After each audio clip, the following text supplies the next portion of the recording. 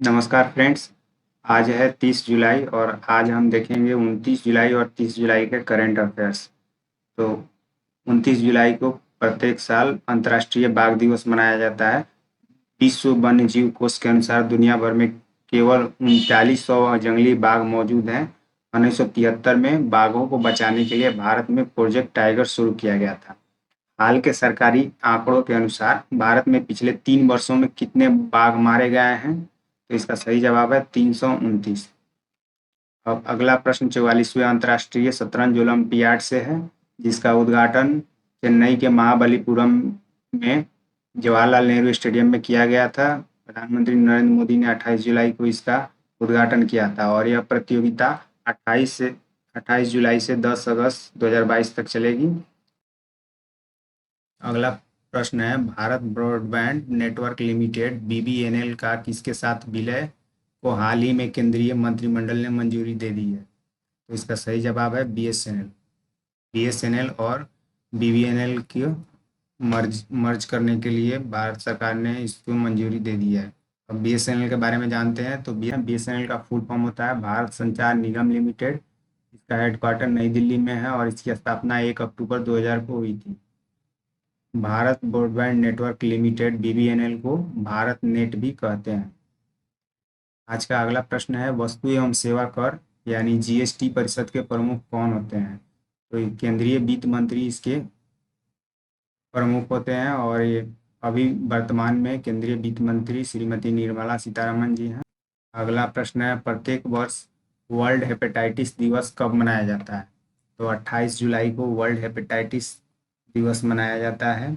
इस बार का हेपेटाइटिस दिवस का थीम था हेपेटाइटिस देखभाल को अपने करीब लाना। डॉक्टर बारूक ब्लमबर्ग ने हेपेटाइटिस बी वायरस की खोज की थी। दुनिया भर में हर 30 सेकंड में एक व्यक्ति की मौत हेपेटाइटिस से होती है। हेपेटाइटिस लीवर से जुड़ी एक बीमारी है जिसमें लीवर में सूजन आ जाता है और इसके कारण कोशिकाओं को काफ़ी नुकसान पहुंचता है। हेपेटाइटिस आमतौर पर वायरल इन्फेक्शन के कारण होता है और इसके अलावा अत्यधिक अल्कोहल लेने की आदत, टॉक्सिन, कुछ दवाएं, दूषित भोजन और पानी और किसी विशेष तरह की मेडिकल कंडीशन के कारण भी हेपेटाइटिस की समस्या हो सकती है। हेपेटाइटिस के 5 वेरिएंट हैं जिसमें hepatitis A, B, C, D और ई हैं। हेपेटाइटिस बी सबसे खतरनाक माना जाता है।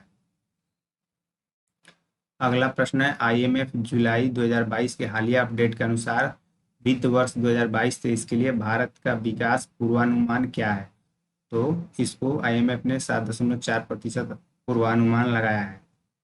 अगला प्रश्न है, किस देश ने 2024 के बाद अंतर्राष्ट्रीय अंतरिक्ष स्टेशन यानी इंटरनेशनल स्पेस स्टेशन छोड़ने की घोषणा की है? इसका सही जवाब है रूस। हाल ही में बीसीसीआई का नया टाइटल स्पॉन्सर कौन बना है?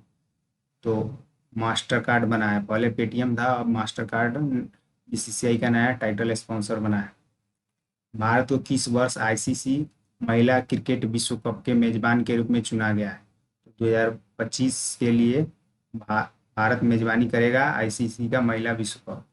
देख लेते हैं, 2024 में इसकी मेजबानी बांग्लादेश करने वाला है, 2026 में इंग्लैंड और 2025 में इंडिया। और वीमेंस T20 चैंपियनशिप ट्रॉफी 2027 की मेजबानी श्रीलंका करेगा।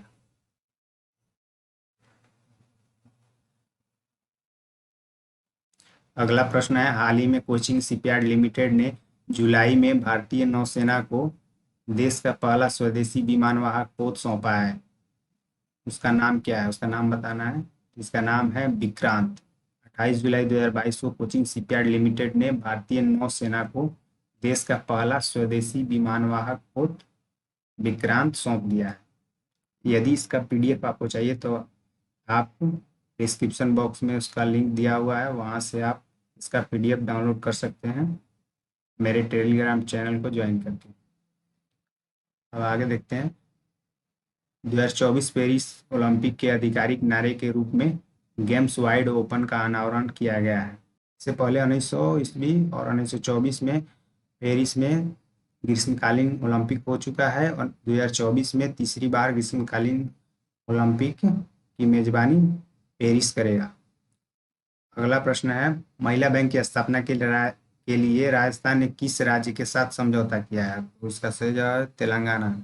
तेलंगाना के साथ राजस्थान ने महिला बैंक की स्थापना के लिए, महिलाओं को सशक्त करने के लिए एक बैंक की स्थापना किया है और इसका समझौता तेलंगाना के साथ किया है।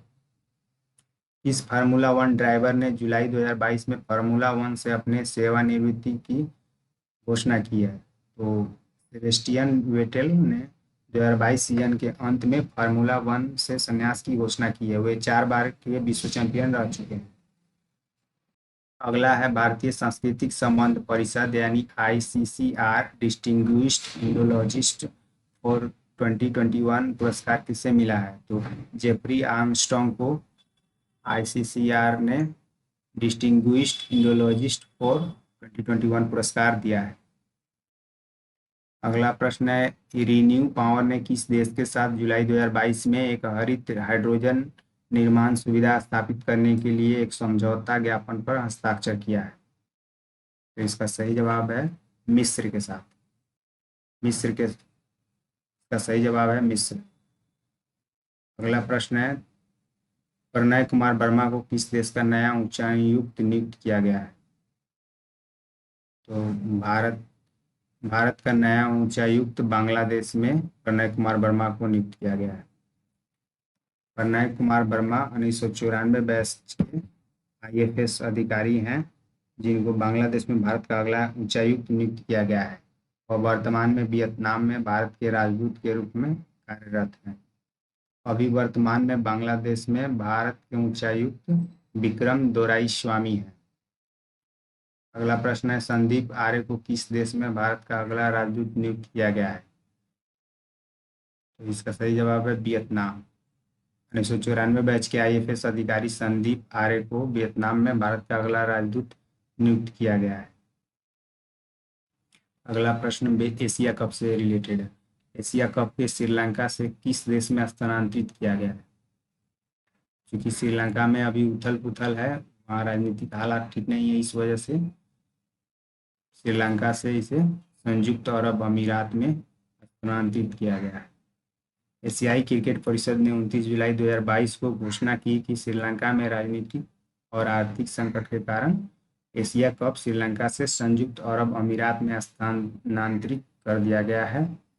एशिया कप 2022 टूर्नामेंट का ये 15वां संस्करण है जो कि 27 अगस्त से 11 सितंबर 2022 के बीच खेला जाएगा। इसमें कुल 6 टीमें हिस्सा लेंगी। अगला FDI से रिलेटेड प्रश्न है। अगला प्रश्न है, वित्त वर्ष 2021-22 में भारत में सबसे अधिक FDI किस देश से आया है?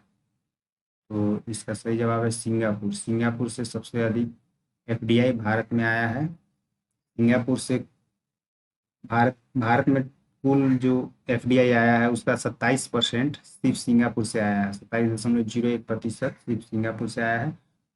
और इसके अलावा जो टॉप 5 में लिस्ट हैं जो जिनका FDI सबसे ज़्यादा भारत में आया है वो है सबसे पहले सिंगापुर, उसके बाद अमेरिका, तीसरे नंबर पर मॉरिशस है, चौथे पे नीदरलैंड है और 5वें पे स्विट्जरलैंड है। ये टॉप 5 देश हैं। टॉप पहले सिंगापुर, उसके बाद में अमेरिका, तीसरे पे मॉरिशस, चौथे पे नीदरलैंड और 5वें पर स्विट्जरलैंड। वित्त वर्ष 2021-22 में भारत में कौन सा राज्य सबसे ज़्यादा FDI प्राप्त किया है? किस राज्य ने सबसे ज़्यादा FDI प्राप्त किया है? तो इसका सही जवाब है कर्नाटक। कर्नाटक और महाराष्ट्र दो ऐसे राज्य हैं जिनको वित्त वर्ष 2021-22 में सबसे ज़्यादा FDI प्राप्त हुआ है। इसका सही जवाब है A। निम्नलिखित में से कौन सा राज्य देश का पहला डेडिकेटेड सेमीकंडक्टर पॉलिसी रखने वाला राज्य बन गया है? इसका सही जवाब है गुजरात। गुजरात के मुख्यमंत्री भूपेंद्र पटेल ने 27 जुलाई 2022 को एक समर्पित गुजरात सेमीकंडक्टर नीति 2022 से 27 की घोषणा की। इसके साथ ही गुजरात डेडिकेटेड सेमीकंडक्टर पॉलिसी रखने वाला देश का पहला राज्य बन गया है। यह नीति सेमीकंडक्टर के निर्माण के लिए कई तरह के प्रोत्साहन और सब्सिडी प्रदान करेगी। अगला प्रश्न है, निम्नलिखित में से किस देश ने महंगाई से निपटने के लिए सोने के सिक्के मुद्रा के रूप में लॉन्च किया है? तो इसका सही जवाब है जिम्बाब्वे। जिम्बाब्वे के केंद्रीय बैंक ने देश में बढ़ती महंगाई से निपटने के लिए सोने के सिक्के लॉन्च किए हैं। सिक्कों को तरल संपत्ति का दर्जा मिलेगा और लॉन्च के समय एक सिक्के की कीमत $1824 थी। जो सोने का एक सिक्का था उसकी कीमत $1824 थी। अगला प्रश्न है, हाल ही में प्रधानमंत्री मोदी ने कहां पर अंतर्राष्ट्रीय वित्तीय सेवा केंद्र प्राधिकरण यानी international financial services centre authority IFCA के मुख्यालय भवन की आधारशिला रखी? इसका सही जवाब है गांधीनगर। प्रधानमंत्री नरेंद्र मोदी ने 29 जुलाई 2022 को गुजरात के गांधीनगर में अंतर्राष्ट्रीय वित्तीय सेवा प्राधिकरण IFSCA के मुख्यालय भवन की आधारशिला रखी।